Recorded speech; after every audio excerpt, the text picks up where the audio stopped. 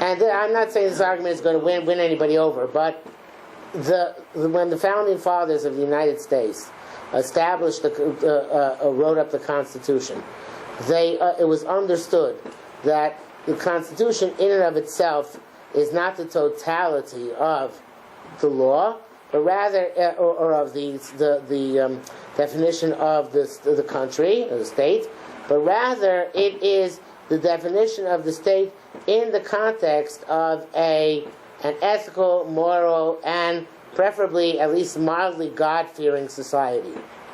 And that was an assumption, a basic assumption of the Constitution is we can separate state from church precisely because there's always going to be a church separate from the state. And therefore we don't have to be worried and concerned about the morals and ethics through the government, because the church will take care of that. Now, of course, that's broken down to a large extent in our day and age, but there's one fundamental principle which should still remain true, which is that the law should reflect the society, not change the society, not change the nature of society.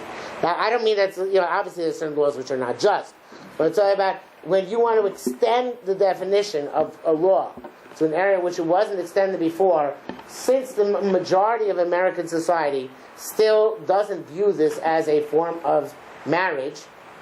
Indeed, many of them still view it as a sin, but they certainly don't view it as a form of marriage. So therefore, this is not ethical to jump ahead and by legislation impose the will of the minority on the majority. So there was a referendum that the majority said... And we'd be in trouble.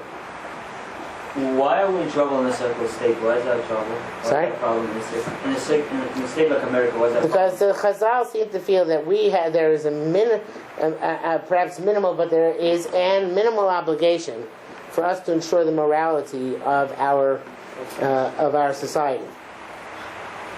If there are two Goyish couple that want to be gay, how is that my problem? Is it my duty to go and say that they're sinners?